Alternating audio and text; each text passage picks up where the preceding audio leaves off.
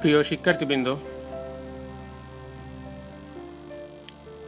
আজ আমি তোমাদের সাথে যে বিষয়টি নিয়ে আলোচনা করতে যাচ্ছি সেটি হলো হিসাব বিজ্ঞান প্রথম পত্র এবং দ্বিতীয় পত্রের পূর্ণাঙ্গ সিলেবাস এবং মানবন্টন নিয়ে। তোমরা যারা এসএসসি পরীক্ষায় উত্তীর্ণ হয়ে প্রথম বর্ষে ভর্তি হয়েছ ব্যবসায় শিক্ষা শাখায়, তোমাদের অনেকেরই আগ্রহ রয়েছে এই হিসাব বিজ্ঞানের সিলেবাস কীরকম হবে এবং প্রথম পত্রে কী ধরনের বিষয় নিয়ে আলোচনা করা হবে এবং দ্বিতীয় পত্রে কী ধরনের বিষয় নিয়ে আলোচনা করা হবে এবং এর মানবন্টনই বা কীরকম হবে, সেই বিষয়গুলো তোমাদের সাথে তোমাদের পরিষ্কার ধারণা দেওয়ার জন্যই আজকের এই ক্লাসটি নেয়া। তো হিসাব বিজ্ঞানের সিলেবাস প্রথম পত্র বা দ্বিতীয় পত্র যে পত্রেরই আলোচনা করি না কেন, প্রথমেই আমার যেটি জানা প্রয়োজন হিসাব বিজ্ঞান কি। হিসাব বিজ্ঞানের সংজ্ঞা সম্পর্কে পূর্ণাঙ্গ একটি ধারণা থাকা প্রয়োজন, একদম যারা বিগিনার্স রয়েছে তাদের জন্য, এমনকি যারা এসএসসি পরীক্ষায় উত্তীর্ণ হয়ে ব্যবসায় শিক্ষা শাখা থেকে উত্তীর্ণ হয়ে ব্যবসায় শিক্ষা শাখাতেই আবার একাদশ শ্রেণীতে ভর্তি হয়েছ, তাদের জন্য আমি মনে করি এই হিসাব বিজ্ঞানের সংজ্ঞাটি খুব ভালোভাবে আত্মস্থ করা এবং বুঝে নেওয়া প্রয়োজন। অনেকেরই ধারণা হিসাব বিজ্ঞান তো আমরা 1 বছর পড়ে আসছি, 2 বছর পড়ে আসছি, এবং আমার হিসাব বিজ্ঞানের সংজ্ঞা সম্পর্কে তো হিসাব বিজ্ঞান আবার কি, এটা আবার কি আলোচনা করার প্রয়োজন আছে কিনা। তো অনেকেই কিন্তু আমি যদি তোমাদেরকে আমি এই যারা ব্যবসায় শিক্ষায় উত্তীর্ণ হয়েছ এবং তোমরা সবে মাত্র এসএসসি পাশ করেছ, এমনকি এই ইন্টারমিডিয়েট বা এইচএসসি পরীক্ষা উত্তীর্ণ হওয়ার পর, ডিগ্রি অর্জন করার পর, এমনকি মাস্টার্সে উত্তীর্ণ হওয়ার পরও অনেককেই প্রশ্ন করা হয় যদি যে হিসাব বিজ্ঞান কি, দেখা যায় তাদের মধ্যে সেই হিসাব বিজ্ঞানের সংজ্ঞা সম্পর্কে, হিসাব বিজ্ঞান কি নিয়ে আলোচনা করে, হিসাব বিজ্ঞান আসলে কি, সেই সম্পর্কে তাদের ভালো ধারণা নেই, এলোমেলো একটি সংজ্ঞা এখানে প্রদান করে থাকে। তো এই কারণেই তোমরা এই যে সংজ্ঞাটি আমি এখানে লিখেছি, তোমরা একদম সেই সংজ্ঞাটিকে আত্মস্থ করে নেবে এবং এটি বুঝে নেবে আসলে হিসাব বিজ্ঞান। এই সংজ্ঞার ভিতরেই কিন্তু হিসাব বিজ্ঞানের কার্যক্রম, পূর্ণাঙ্গ কার্যক্রম কিন্তু এখানে বলা রয়েছে। তুমি একদম সর্বোচ্চ পর্যায়ে অর্থাৎ মাস্টার্স পর্যন্ত তুমি হিসাব সংক্রান্ত কি কি কাজ করবে, হিসাব কি, হিসাব বিজ্ঞান কি, সেই যা কাজগুলো বা যত ধরনের কার্যক্রম রয়েছে সব কিন্তু এই সংজ্ঞার ভিতরেই কিন্তু আলোচনা করা হয়েছে। যার কারণে হিসাব বিজ্ঞানের সংজ্ঞাটি সবার খুব ভালোভাবে বুঝে নেওয়া প্রয়োজন। তো এখানে আমি হিসাব বিজ্ঞানের সংজ্ঞা যেটি দিয়েছি সেটি হলো ব্যবসায় প্রতিষ্ঠানের আর্থিক লেনদেন সমূহ লিপিবদ্ধকরণ, শ্রেণীবিন্যাসকরণ, সংক্ষিপ্তকরণ, ফলাফল নির্ণয়ের জন্য আর্থিক প্রতিবেদন তৈরি এবং এতদ সংশ্লিষ্ট ব্যাখ্যা বিশ্লেষণ সংক্রান্ত কার্যক্রম যে শাস্ত্র আলোচনা করে তাকে হিসাব বিজ্ঞান বলে। এই হলো হিসাব বিজ্ঞানের সংজ্ঞা। অর্থাৎ হিসাব বিজ্ঞানকে যদি আমি প্রশ্ন করা হয় তাহলে উত্তরটি হবে তাই। তো এখানে যে কথাগুলো বলা রয়েছে হিসাব বিজ্ঞান কি নিয়ে আলোচনা করে, সেটি হলো ব্যবসায় প্রতিষ্ঠানের আর্থিক লেনদেন, অর্থাৎ ফাইন্যান্সিয়াল ট্রানজ্যাকশন যেগুলো রয়েছে, টাকা পয়সার লেনদেন যেগুলো রয়েছে, লেনদেন বলতে আমরা সেটাই বুঝে থাকি টাকার আদান প্রদান, দ্রব্যের আদান প্রদান, অর্থাৎ টাকা দিয়ে মাপা যায় এই ধরনের বিষয়গুলোর আদান প্রদানই হলো লেনদেন। এই লেনদেন সমূহ প্রথমত খাতায় লিপিবদ্ধ করা, হিসাবের খাতায় লিপিবদ্ধ করা হিসাব বিজ্ঞানের একটি কাজ। লিপিবদ্ধ করেই কিন্তু শেষ নয়, সেগুলোকে তাদের ধরন অনুযায়ী, হিসাব বিজ্ঞানের নীতি অনুযায়ী, তোমরা জানো হিসাব বিজ্ঞানের যে নীতি রয়েছে সেটি হলো দুতরফা দাখিলা নীতি, এবং তোমরা এই ব্যাপারে হিসাব বিজ্ঞানের ইতিহাস সংক্রান্ত যে অধ্যায়টি রয়েছে তোমরা ভালোভাবে সেটি একটু পড়ে নেবে, তোমাদের বইতে রয়েছে হিসাব বিজ্ঞান কিভাবে সূত্রপাত হলো, কোন সূত্রের ভিত্তিতে হিসাব বিজ্ঞান কার্যক্রম পরিচালিত হয়ে থাকে। তো খুব সংক্ষেপে আমি বলে রাখছি, সেটি হলো দুতরফা দাখিলা নীতি অনুযায়ী এ পর্যন্ত আমরা কিন্তু হিসাব রক্ষণ করে থাকি। তো সেই দুতরফা দাখিলা পদ্ধতিটি কে আবিষ্কার করেছিলেন সেগুলো তোমাদের ওই তোমাদের বইয়ের প্রথম দিকেই রয়েছে। তো তো সেটি আবিষ্কার করেছিলেন দুতরফা দাখিলা পদ্ধতি তিনি হলেন লুকা ডি পেসিওলি। তিনি হলেন ইতালির একজন ধর্মযাজক এবং গণিতবিদ ছিলেন, এবং তিনি প্রথম তার একটি বই ছিল, সেই বইটির নাম ছিল সুম্মা ডি অ্যারিথমেটিকা জিওমেট্রিয়া প্রপোর্শনিয়া প্রপোর্শনলিটা নামে একটি গ্রন্থ ছিল সেই বইতে, এবং সেটি একটি গণিতের বই ছিল এবং তিনি গণিতের উপরে পণ্ডিত ছিলেন। সেই গণিতবিদ যিনি এই লুকা পেসিওলি, তিনি এই সর্বপ্রথম দুতরফা দাখিলা নীতিটি তার বইতে ব্যাখ্যা করেন, এবং এটি হলো 1494 সালে। এই যে একটি সালের কথা আমি বলছি, তোমরা খুব মনোযোগ সহকারে কিন্তু এগুলো মনে রাখবে, এবং তোমাদের বই থেকে সেই বিষয়গুলো বের করার চেষ্টা করবে। তোমাদের বইয়ের একদম প্রথমেই কিন্তু এগুলো রয়েছে। তো এখানে তিনি 1494 সালে সর্বপ্রথম তার এই বইটি প্রকাশ করেন, এবং এই বইটি তিনি এই হিসাব বিজ্ঞানের দুতরফা দাখিলা নীতি সম্পর্কে পূর্ণাঙ্গ বিশ্লেষণ দেন, ব্যাখ্যা দেন। এবং এ যাবৎকালে এই যে 1494 সাল থেকে এই যে 2020 সাল, এ যাবৎকাল পর্যন্ত এই নীতি অনুযায়ী কিন্তু এই দুতরফা দাখিলা নীতি অনুযায়ী কিন্তু হিসাব রক্ষণ কার্যক্রম পরিচালিত হয়ে আসছে। তো এই দুতরফা দাখিলা পদ্ধতি তিনি আবিষ্কার করেছেন, এবং এই দুতরফা দাখিলার নীতি অনুযায়ী কিন্তু হিসাব রক্ষণের প্রথম কথা হলো লিপিবদ্ধকরণ করা হয়ে থাকে। লেনদেনগুলো খাতায় লেখা হয় এবং এলোমেলোভাবে নয়, তার এই যে নীতি অনুযায়ী হিসাব দুতরফা দাখিলা পদ্ধতির নীতি অনুযায়ী লিপিবদ্ধ করা হয়ে থাকে। এবং তোমরা যারা এসএসসি লেভেলে ব্যবসায় শিক্ষা শাখায় অধ্যয়ন করে আসছো, তোমাদের জানা রয়েছে সেটি হলো লিপিবদ্ধন কিভাবে করা হয়ে থাকে। লিপিবদ্ধ করা হয়ে থাকে জাবেদার মাধ্যমে লেনদেনগুলো। তারপরে দ্বিতীয় যে কাজটি সেটি হলো এই দুতরফা দাখিলা পদ্ধতির নীতি, সেটি হলো শ্রেণীবিন্যাসকরণ। লেনদেনগুলোকে দুতরফা দাখিলা পদ্ধতির নীতি অনুযায়ী কয়েকটি শ্রেণীতে ভাগ করা হয়ে থাকে। ব্যয় হিসাব, আয় হিসাব, সম্পদ হিসাব, তারপরে হলো মালিকানা সত্ত্ব হিসাব, দায় হিসাব। এই ধরনের শ্রেণীবিন্যাসে কিন্তু শ্রেণী অনুযায়ী সেগুলোকে ভাগ করা হয়ে থাকে। তারপরে ভাগ করার পরে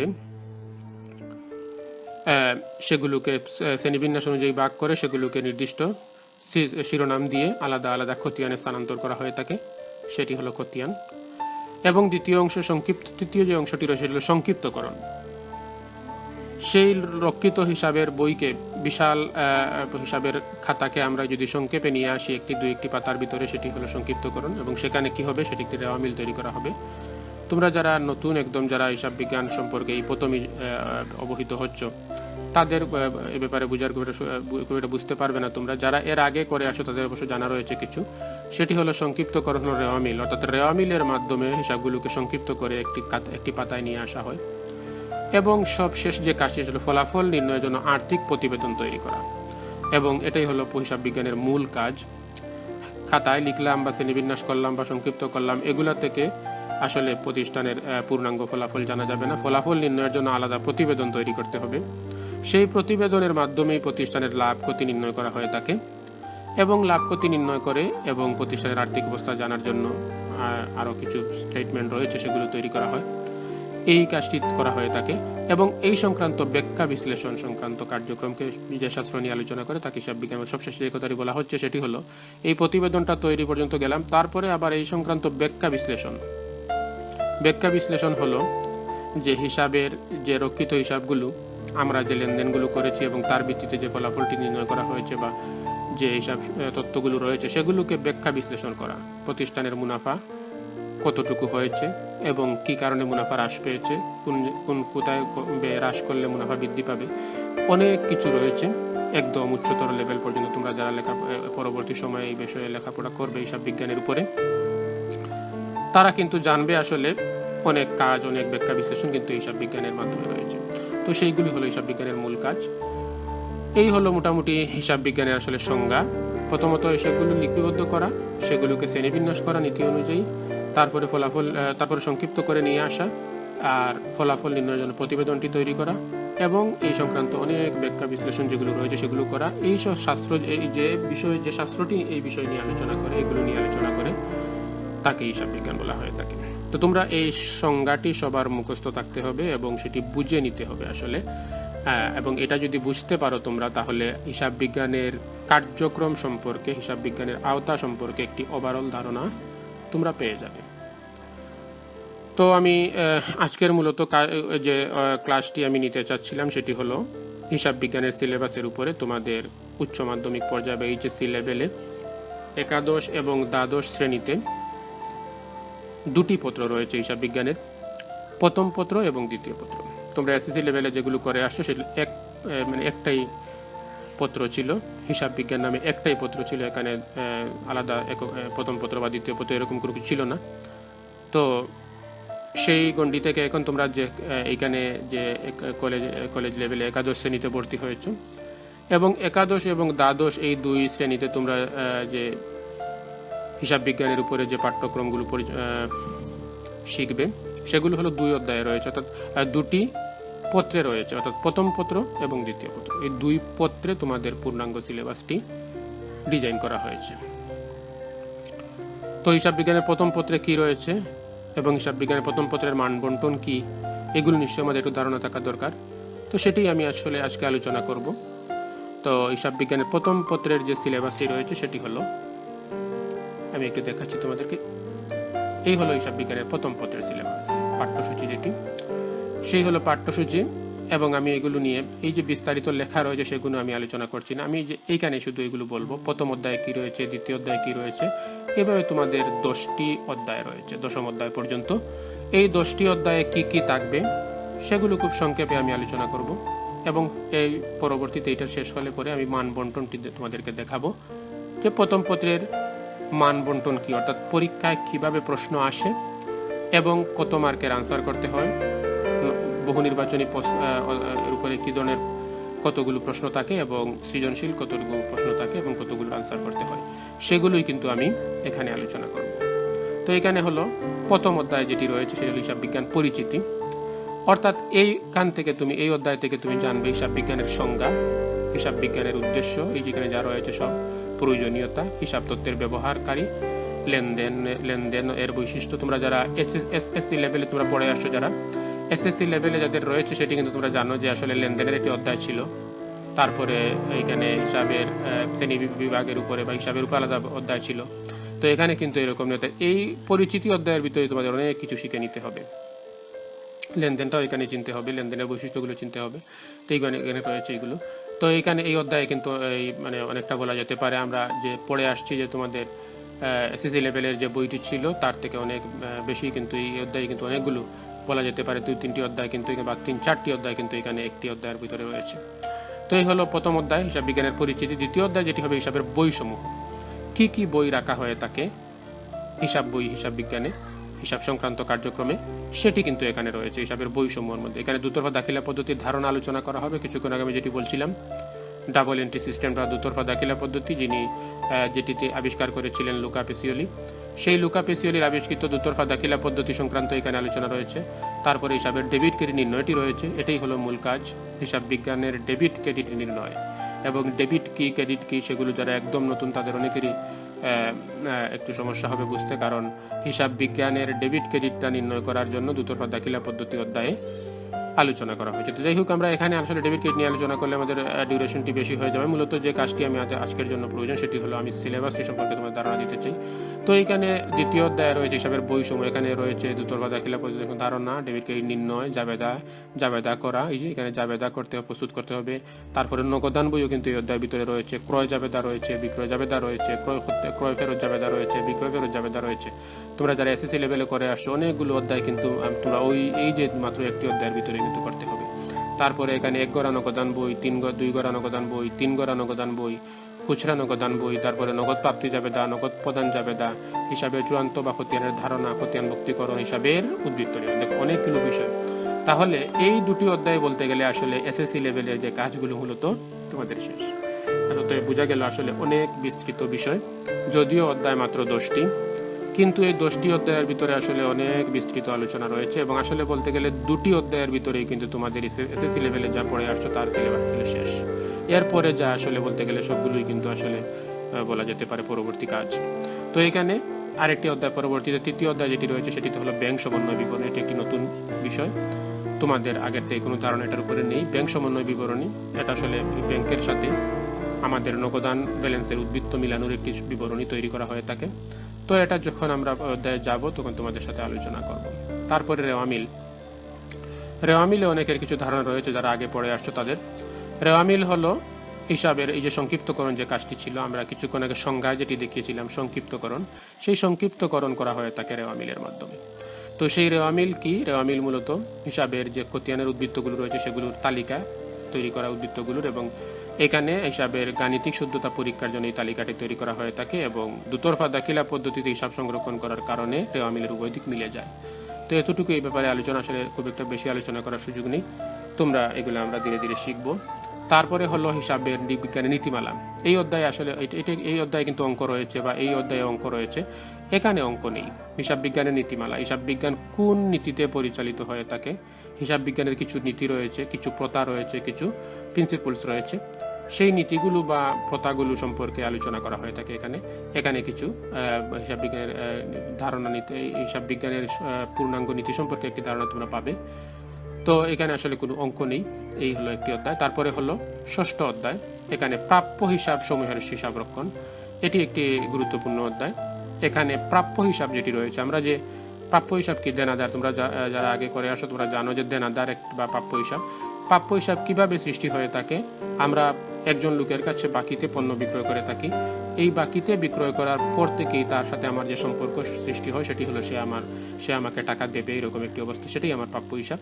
তো এই প্রাপ্য হিসাবেরও কিন্তু হিসাব রক্ষণের কিছু নিয়ম কানুন রয়েছে। দেখা যায় অনেক সময় প্রাপ্য হিসাব থেকে যে টাকা পাওয়ার কথা, অনেক সময় সেগুলো পাওয়া যায় না, সে অনাদায়ী পাওনার সৃষ্টি হয়। তোমরা কিছু ধারণা এই ব্যাপারে রয়েছে অনাদায়ী পাওনা সম্পর্কে, এ ব্যাপারে আমি আর বিস্তারিত আলোচনায় যাচ্ছি না।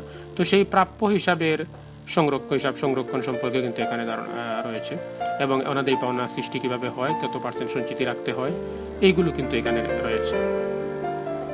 তারপরে হলো কার্যপত্র, এটি একটি নতুন অধ্যায়।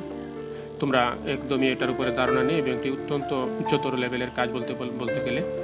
আর এই কার্যপত্র আসলে একজন হিসাবরক্ষক, যদি আমি খুব সংক্ষেপে বলি, সেটি হলো হিসাবরক্ষক প্রতিষ্ঠানের আর্থিক প্রতিবেদন তৈরির আগে, অর্থাৎ ফলাফল নির্ণয়ের জন্য যেটা আর্থিক প্রতিবেদন তিনি তৈরি করবেন, তোমরা যেটাকে আর্থিক বিবরণী বলে আসছো এসএসসি লেভেলে, আর্থিক বিবরণী অধ্যায়টি, সেই আর্থিক বিবরণী করার আগে তিনি একটি কার্যপত্র তৈরি করেন শুধু তার বোঝার জন্য, অর্থাৎ শুধুমাত্র হিসাবরক্ষকই নিজে বুঝবেন, অন্য কেউ দেখলে সেটি বুঝবে না। যার হিসাব বিজ্ঞান সংক্রান্ত ধারণা নেই সে কিন্তু বুঝবে না এটি দেখে কি। তো এটি একটি নতুন বিষয়, এবং এখানে তিনি একটি ওয়ার্কশিট, যেটিকে বলা হয় তাকে একটি ওয়ার্কশিট তৈরি করেন, একটি গাইডলাইন তৈরি করেন, এবং এটিকেই পরবর্তীতে আর্থিক প্রতিবেদনে তিনি সেটিরই কিন্তু প্রতিফলন ঘটান সেই আর্থিক প্রতিবেদনে। অর্থাৎ এই কার্যপত্রের আলোকেই কিন্তু পরবর্তীতে কি করা হয় থাকে, এই আর্থিক প্রতিবেদনটি তৈরি করা হয় এবং মুনাফা নির্ণয় করা হয়। তো এটি আসলে এই ব্যাপারে আসলে আলোচনা করে খুব একটা এখানে বোঝানো যাবে না, ওই অধ্যায়ে আমরা যখন যাব তখন সেটি নিয়ে আলোচনা করব। তারপরে হলো দৃশ্যমান ও অদৃশ্যমান সম্পদের হিসাব রক্ষণ, এটি একটি গুরুত্বপূর্ণ অধ্যায়, এটি কিন্তু তোমাদের আগে থেকে কোনো ধারণা নেই। দৃশ্যমান এবং অদৃশ্যমান সম্পদের দুটি অবস্থা রয়েছে, দৃশ্যমানতা রয়েছে, অদৃশ্যমানতা রয়েছে। তো এখানে দৃশ্যমান সম্পদ কোনগুলো? আসবাবপত্র, যন্ত্রপাতি, দালানকোঠা, এগুলোকে আমরা দৃশ্যমান বলতে পারি। আরও কিছু অস্পর্শনীয় বা অদৃশ্যমান সম্পদ রয়েছে, যেমন সুনাম, তারপরে পেটেন্ট, কপিরাইট, এগুলো। তো এগুলো আমরা পরবর্তীতে আলোচনায় আসবো। তো সেগুলোর হিসাব রক্ষণের বিষয়টি কিন্তু এখানে দেখানো হয়েছে। স্থায়ী সম্পদ যেগুলো বা যে অস্পর্শনীয় সম্পদ যেগুলো, সেগুলো কিভাবে হিসাব রাখা হবে, কিভাবে অবচয় ধার্য করা হবে, কিভাবে অবলোপন করা হবে, সেগুলো এখানে আলোচনা করা হয়। তারপরে হলো পরবর্তী যে ওইটা হলো অষ্টম অধ্যায়, তারপর হলো নবম অধ্যায়, এটি হলো আর্থিক বিবরণী। এসএসসি লেভেলে তোমাদের যাদের এই হিসাব বিজ্ঞান ছিল, তোমরা মোটামুটি এই অধ্যায় সম্পর্কে একটু ধারণা রয়েছে। তো এখানে হলো যে আর্থিক বিবরণীটি রয়েছে, তোমরা আগেও এটি করে আসছো বলতে গেলে, রেওয়ামিলের পরেই কিন্তু অধ্যায়টি ছিল। তো এই আর্থিক বিবরণীটি যেভাবে করার উদ্দেশ্য, এটাই হলো আর্থিক প্রতিবেদন, যেটি আমরা বলে আসছি ফলাফল সংজ্ঞার মধ্যে যেটিকে বলছিলাম যে আর্থিক প্রতিবেদন তৈরির মাধ্যমে ফলাফল নির্ণয়, যেটি আমি বলে আসছিলাম, ওই হলো আর্থিক প্রতিবেদন।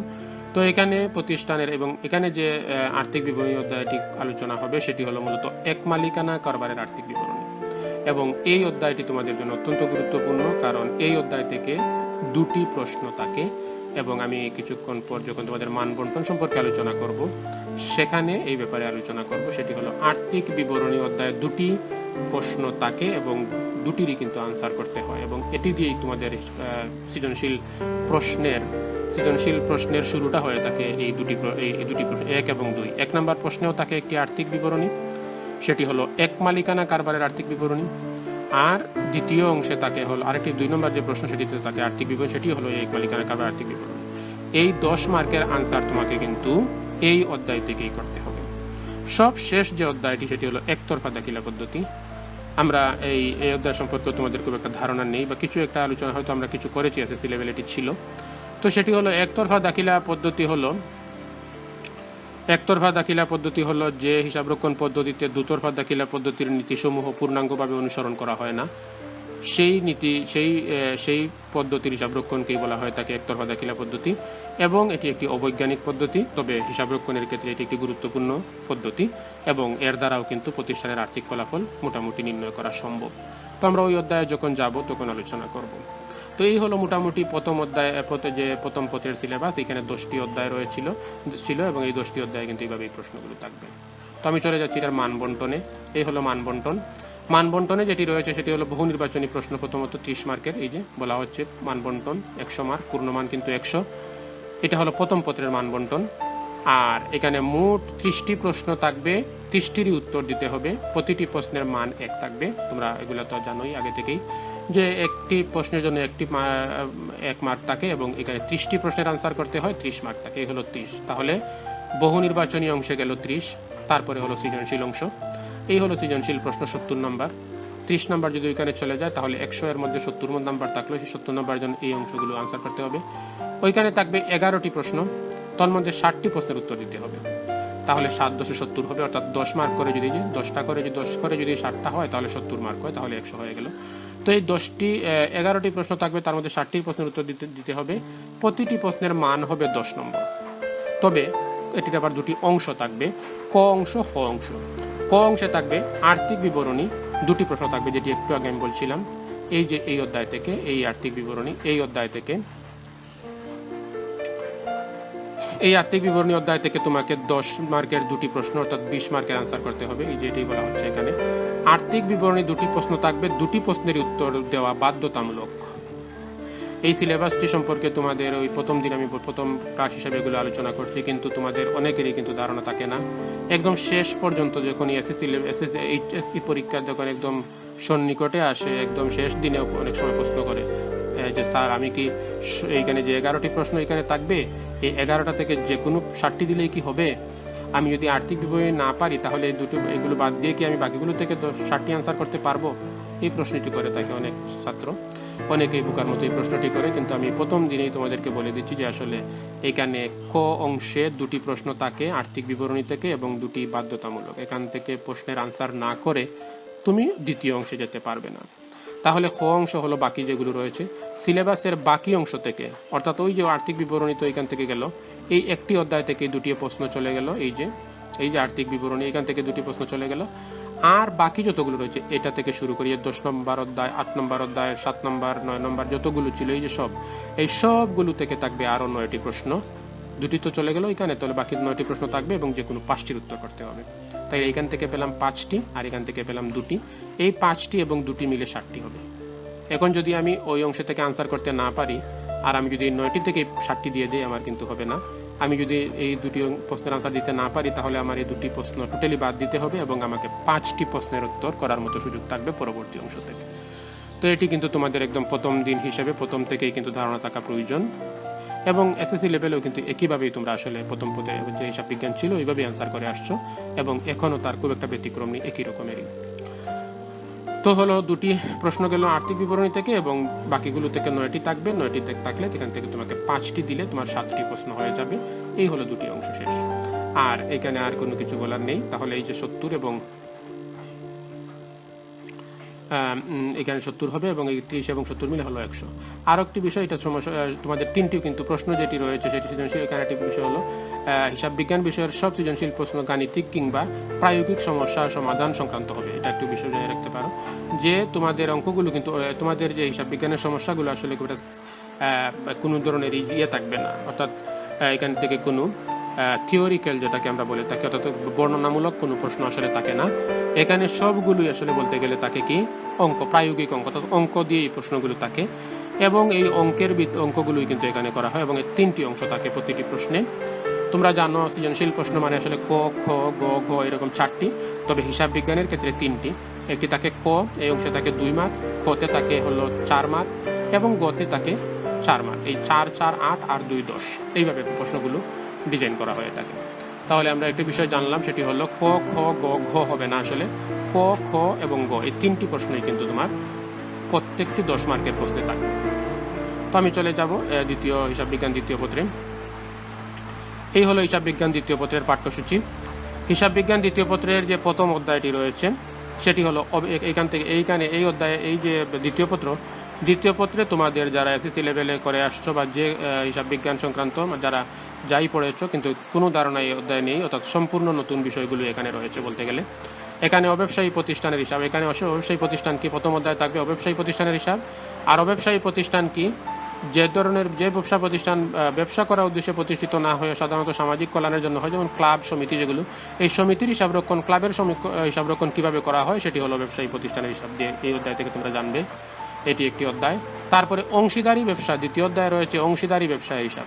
অংশীদারি ব্যবসা অর্থাৎ 2 জন 3 জন 4 জন 5 জন মিলে যে ব্যবসা প্রতিষ্ঠান করা হয় সেটি হলো অংশীদারি ব্যবসা, এবং সেখানে হিসাবরক্ষণ কী করা হয় তাকে, সেটি যে অধ্যায় থেকে তোমরা জানবে সেটি হলো অংশীদারি ব্যবসায়ের হিসাব। তারপরে হলো নগদ প্রবাহ বিবরণী। নগদ প্রবাহ বিবরণী থেকে তোমরা জানবে প্রতিষ্ঠানের নগদ টাকার আগমন, নির্গমন এবং ব্যালেন্স, এবং কিভাবে এই নগদ টাকা সঞ্চালিত হচ্ছে প্রতিষ্ঠানে। আসলে বলতে গেলে প্রতিষ্ঠানের রক্ত প্রবাহের মতোই কিন্তু নগদ টাকার কিন্তু এই বলতে গেলে হয়ে থাকে, এবং আমাদের দেহতে যেরকম রক্তের সঞ্চালন হয়ে থাকে ঠিক অনুরূপভাবে নগদ প্রবাহ বিবরণী নগদ টাকাও কিন্তু এভাবে রক্তের মতোই সঞ্চালিত হয়, অর্থাৎ বিভিন্ন টাকার ছাড়া কিন্তু প্রতিষ্ঠানের কোনো অংশই চলে না। তো এখানে কীভাবে টাকা আসা যাওয়া করে সেটি কিন্তু এখান থেকে জানা যাবে অধ্যায় থেকে।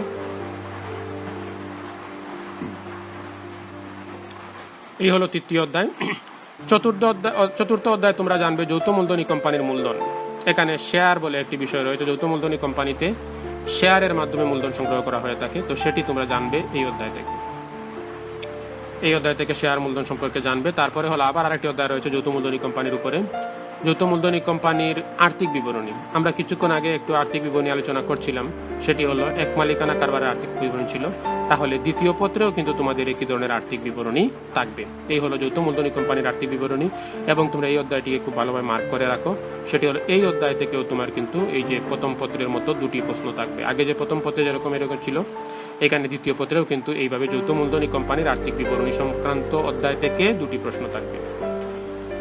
এবং তারপরে হলো ষষ্ঠ অধ্যায়, সেটি হলো আর্থিক বিবরণী বিশ্লেষণ। এখানে প্রতিষ্ঠানের আর্থিক বিবরণীকে বিশ্লেষণ করা হয়ে থাকে, যেটাকে আমরা অনুপাত বিশ্লেষণ বলে থাকি। সেটিও একটি নতুন অধ্যায় তোমাদের জন্য, সেটি আমরা ওই অধ্যায়ে গেলে আলোচনা করব। সেই ষষ্ঠ অধ্যায়। সপ্তম অধ্যায়ে প্রতিষ্ঠানের উৎপাদন ব্যয়ের হিসাব কিভাবে রাখা হয়ে থাকে, যে পণ্য উৎপাদন করার জন্য ব্যয় হয়ে থাকে, যে কাঁচামাল প্রয়োজন, শ্রমিকের মজুরি প্রয়োজন, তারপরে কারখানার ভাড়া প্রয়োজন, বিদ্যুৎ বিল প্রয়োজন, এগুলো কিভাবে হিসাবের মাধ্যমে হিসাব সুনির্দিষ্ট নিয়ম অনুযায়ী করা হয়ে থাকে, সেই অধ্যায়ে তোমরা এটি জানবে উৎপাদন ব্যয় বিবরণীতে। এবং এখানে আরেকটি বিষয় জানবে, একটি প্রতিষ্ঠানের শ্রমিকদের কিভাবে মজুরি প্রদান করা হয়ে থাকে, কর্মচারীদের কিভাবে বেতন প্রদান করা হয়ে থাকে। এই অধ্যায়ের কিন্তু 2টি অংশ রয়েছে, একটি অংশ থেকে উৎপাদন ব্যয় সংক্রান্ত ধারণা পাবে, আর দ্বিতীয় অংশে তোমরা শ্রমিকের মজুরি, বেতন ইত্যাদি সম্পর্কে তোমরা ধারণা পাবে। অষ্টম অধ্যায়ে জানবে মজুত পণ্যের হিসাব রক্ষণ পদ্ধতি, মজুত পণ্যের হিসাবটা কিভাবে রাখা হয়। একটি প্রতিষ্ঠানে যে পণ্য কেনা হয় সেটাই তার মজুদ। এই পণ্যগুলো কেনা হয়, তারপরে এগুলো আবার বিক্রয় করা হয়, আবার অনেক সময় পণ্য কিনে সেগুলো দিয়ে আবার কাঁচামাল হিসেবে কিনে এগুলো আবার দিয়ে পণ্য তৈরি করা হয়। তো এইখানে যাই করা হয় এগুলো কিভাবে ম্যানেজমেন্ট করা হয়ে থাকে বা কিভাবে এটা মেনটেন করা হয় সেটাই কিন্তু এই অধ্যায় থেকে জানা যাবে। সেটি হলো মজুত পণ্যের হিসাব রক্ষণ পদ্ধতি, এটা অষ্টম অধ্যায়। নবম অধ্যায়ে তোমরা জানবে ব্যয় এবং ব্যয়ের শ্রেণী বিভাগ। আমরা যে ব্যয় জানি, আমরা ব্যয় করি, খরচ করি, কিন্তু খরচেরও কিন্তু অনেক শ্রেণী বিভাগ রয়েছে। প্রত্যক্ষ খরচ, পরোক্ষ খরচ, কালীন ব্যয়, নিয়ন্ত্রণযোগ্য ব্যয়, এগুলো অনেক কিছুই রয়েছে, তোমরা এই অধ্যায় থেকে সেটি জানতে পারবে। তারপরে হলো ব্যবস্থাপনা হিসাব বিজ্ঞান পরিচিতি। এটি একটি গুরুত্বপূর্ণ অধ্যায়, এবং ব্যবস্থাপনা একটি প্রতিষ্ঠানের ম্যানেজমেন্ট কিভাবে পরিচালিত হয়, অর্থাৎ ব্যবস্থাপনীয় হিসাব, অর্থাৎ প্রতিষ্ঠানের হিসাব বিজ্ঞানের একটি শাখা রয়েছে, যেখানে কিছু নিয়ামক বা কিছু উপাদানের মাধ্যমে প্রতিষ্ঠানের ম্যানেজমেন্টকে নিয়ন্ত্রণ করা হয়ে থাকে।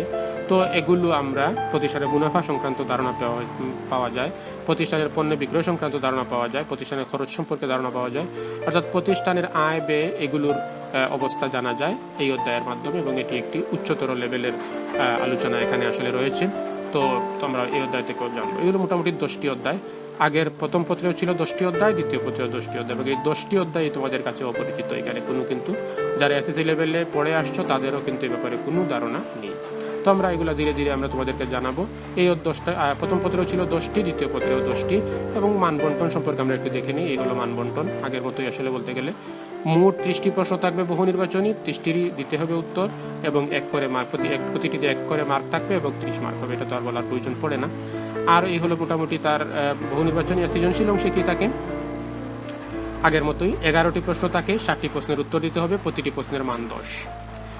তো এখানে আরেকটি কথা বলা হচ্ছে, সেটি হলো যে আগের মতোই, অর্থাৎ 11টি প্রশ্ন থাকবে, এখান থেকে যে কোনো 60টি দিলে হবে না। কারণ হলো যৌথ মূলধনী কোম্পানির আর্থিক বিবরণী থেকে বাধ্যতামূলক 2টি এবং সিলেবাসের অন্যান্য অংশ থেকে 9টি প্রশ্ন থাকবে। কিছুক্ষণ আগে যেটি আমি বলছিলাম যে এই অধ্যায় থেকে, অর্থাৎ এইখান থেকে এই যে যৌথ মূলধনী কোম্পানির আর্থিক বিবরণী, এই অধ্যায় থেকে 2টি প্রশ্নের উত্তর দিয়ে বাকি যতগুলো রয়েছে উপর থেকে শুরু করে এখানে নিচে পর্যন্ত যা রয়েছে সবগুলো থেকে থাকবে আরও 9টি, এবং সেখান থেকেই বাকি 5টির উত্তর দিতে হবে। সব মিলিয়ে 60টির উত্তর দিতে হবে। এইখান থেকে 2টি প্রশ্নের উত্তর না দিয়ে আমি অন্যান্যগুলো থেকে 60টি প্রশ্নের আনসার করার কোনো সুযোগ পাবে না, যেটি আমরা প্রথম পত্রে বলে আসছি। এই প্রথম দিন হিসাবে, প্রথম ক্লাস হিসাবে তোমাদের সবাইকে এটা খুব মনোযোগ সহকারে মনে রাখতে হবে যে এখান থেকে তোমাদেরকে অবশ্যই এই একইভাবে প্রথম পত্রে যেভাবে ছিল সেভাবেই, যে এখান থেকে 30টি তো বহু নির্বাচনী গেল, তারপরে 70 মার্কের জন্য 10 করে মার্ক থাকে, এবং প্রথম অংশে কিন্তু 1 এবং 2 নম্বর প্রশ্ন, সেগুলো বাধ্যতামূলক উত্তর দিতে হয়, এবং সেটা হলো যৌথ মূলধনী কোম্পানির আর্থিক বিবরণী। এখান থেকে 2টির আনসার করতে হয় 20 মার্কের জন্য। আর বাকি যে 50 মার্ক থাকলো সেখানে আরও 5টি প্রশ্নের উত্তর বাকি সব সিলেবাসের বাকি অন্যান্য যে অংশগুলো থেকে রয়েছে সেখান থেকে দিতে হবে। তো এই হলো মোটামুটি 70 এবং 30 মিলে 100, এই হলো 100 মার্কের মান বন্টন দ্বিতীয় পত্র। তো এই হলো মোটামুটি তোমাদের সাথে আজ আমি যেটি নিয়ে আলোচনা করলাম। আসলে হিসাব বিজ্ঞানের সংজ্ঞা সম্পর্কে একটু ধারণা দিলাম তোমাদের। অনেকেই কিন্তু মনে করবে যে হিসাব বিজ্ঞানের সংজ্ঞা কেন শিখবো, হিসাবকে এই শব্দগুলো তোমরা খুব ভালোই বুঝি, কিন্তু না, তোমাদের কেউ কিন্তু আসলে এটার উপরে খুব ভালো ধারণা নেই। খুব ভালোভাবে সেই হিসাব বিজ্ঞানের সংজ্ঞাটি মুখস্থ করবে, সেটি বুঝবে এবং মান বন্টন সম্পর্কে ধারণাগুলো নেবে। এবং আমি আশা করব আসলে তোমাদের কাছ থেকে সেটি হলো যেন তোমরা কারো কাছে এই শেষ প্রশ্ন কোনোদিন না করো, আর এই ক্লাসের পরে যেন প্রশ্ন না করো হিসাব বিজ্ঞানের প্রশ্নের আনসার কিভাবে করতে হয়। আমরা কি 11টা প্রশ্ন থেকে যে কোনো 5টি 7টি দিলে হবে, নাকি আমাকে আর্থিক বিবরণী থেকে 2টি দিতে হবে, এইভাবে প্রশ্ন আসলে যেন আমি আর কোনোদিনও তোমাদের কাছ থেকে আমরা না শুনি। কারণ হলো এই আজকের ক্লাসটি করার উদ্দেশ্যই হলো তোমাদের সিলেবাস সম্পর্কে ধারণা দেয়া। এই সিলেবাসে কিভাবে প্রশ্নের আনসার করা হয়, কিভাবে কয়টি প্রশ্নের উত্তর প্রশ্ন থাকে, সেটি আমরা এই 30-35 মিনিটের আলোচনায় মোটামুটি আমাদের ধারণা হয়েছে। তোমরা খুব ভালোভাবে সেটি লক্ষ্য করবে এবং সেই অনুযায়ী তোমাদেরকে প্রস্তুতি নিতে হবে। ধীরে ধীরে আমরা সেই অধ্যায়গুলো নিয়ে আলোচনা করব প্রথম পত্র থেকে এবং দ্বিতীয় পত্র থেকে। তোমরা সবসময় যুক্ত থাকবে। সবাইকে ধন্যবাদ।